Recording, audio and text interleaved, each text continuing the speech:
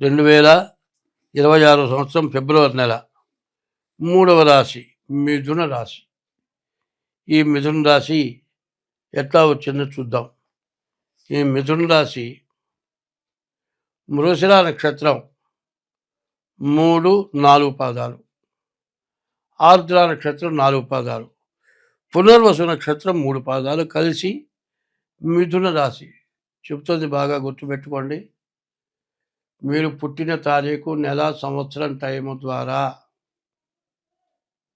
ఆ రోజు ఉన్న జన్మ నక్షత్రాలు ఏవి? మృగశిర నక్షత్రం 3, 4 పాదాలు, రోహిణి నక్షత్రం 4 పాదాలు, పునర్వసు నక్షత్రం 3 పాదాలు కలిసి మిథున రాశి అవుతుంది.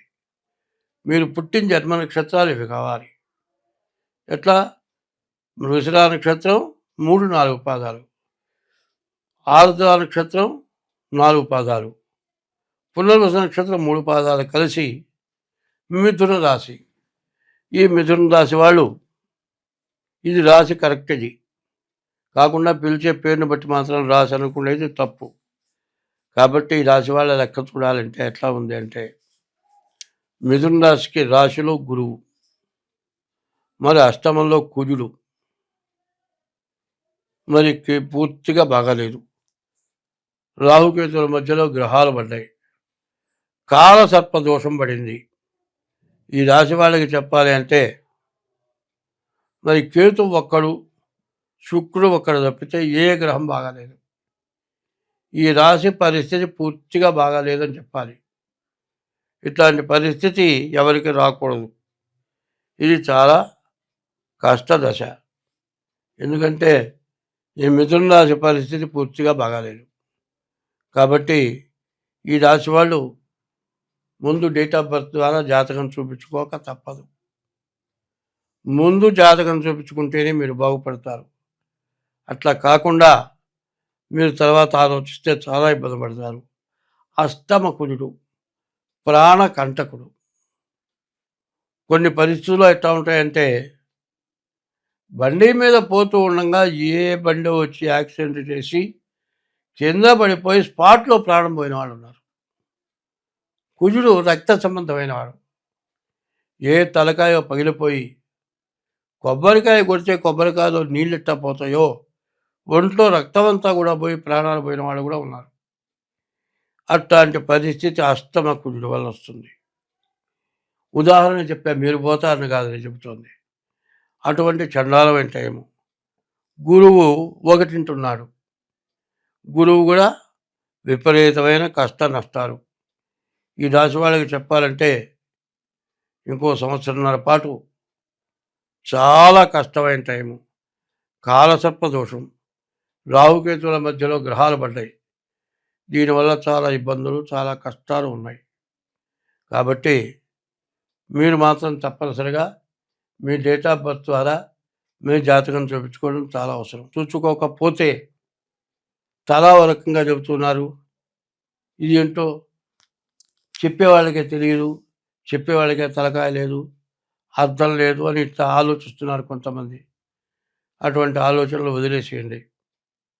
ఏదైనా డాక్టర్ దగ్గరికి వెళ్తారండి. ఓ 10 రోజుల నుంచి జ్వరం వచ్చింది. డాక్టర్ ఏం చేస్తాడు? ముందు మందులు ఇస్తాడు. ఓ 4 రోజులు 5 రోజులు మందులు ఇస్తాడు. నీకు 10 రోజుల నుంచి జ్వరం వచ్చింది, ఏమయ్యా రక్త పరీక్ష చేయించమని అండు. 5 రోజులు మందులు వాడితే తగ్గకపోతే అప్పుడు రక్త పరీక్ష చేయించవయ్యా అంటాడు. ఆ రక్త పరీక్ష చేస్తే మరి నీటి వల్ల, దోమకాటు వల్ల, మరి ఏ చికెన్ గున్యాను, లేకపోతే మలేరియాను, న్యూమోనియాను, ఇట్లా టైఫాయిడ్, ఇట్లాంటి జ్వరాలు వస్తాయి. ఏమైంది? నీకు జ్వరం ప్రారంభమై 15 రోజులు అయ్యేప్పటికీ నీ ఒంట్లో శక్తి నశించిపోయింది. అదే చికెన్ గున్యా వచ్చిందనుకోండి, జాయింట్లు మొత్తం పట్టుకుపోతాయి. ఇది ఈ జ్వరం తగ్గుతుంది. కానీ సంవత్సరమైనా సరే కుంటివాడు నడిచినట్టు నడవటమే. వేళ్ళు వంగవు, అన్నం ముద్ద కలుపుకోలేరు, చెంబు పట్టుకోలేరు.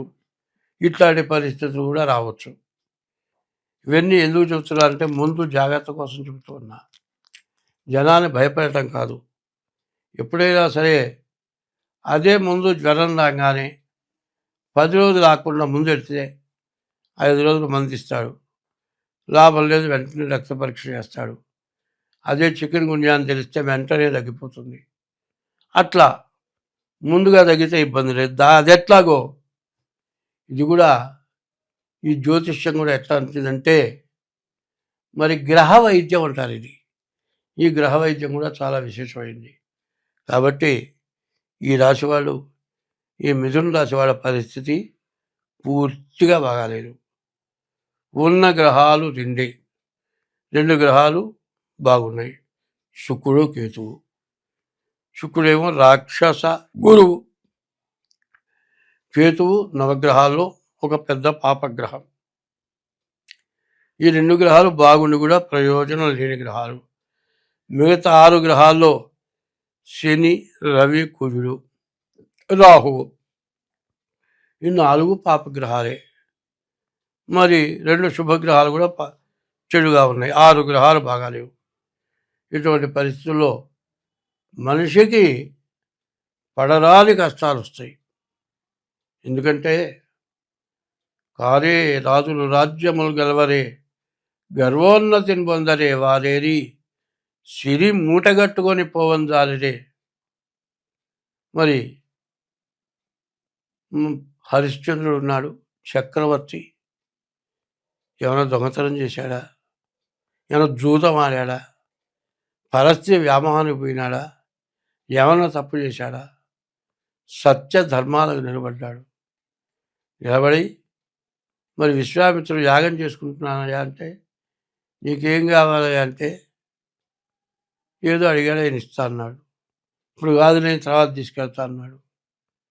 మరి వశిష్ఠుడితో పోటీపడి మరి హరిశ్చంద్రుడిని నాశనం చేయాలని పట్టుబట్టి వచ్చి మరి తన యొక్క నీచ స్త్రీ సంతానం వాళ్ళని ఎగ్గొలిపి నానా హింస పెట్టి రాజ్యం దానం గ్రహించి అడవుల పాలైపోయి కాటి కాపరి చేశాడు చక్రవర్తి.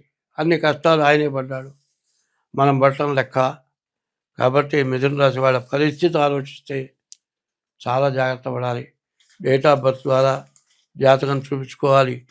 అట్లా లేని పరిస్థితుల్లో మరి డేట్ ఆఫ్ బర్త్ లేకపోతే హస్త సాముద్రిక ద్వారానైనా సరే మీ జాతకం చూపించుకుంటే మీకు అన్ని విధాలా బాగుంటుంది. మీరు జాగ్రత్త పడండి. ముందు మీ దోషం పోవటానికి తగిన శాంతి చేసుకోండి. అట్లా చేసుకుంటేనే మిథున రాశి వాళ్ళు బాగుపడతారు. స్వస్తి.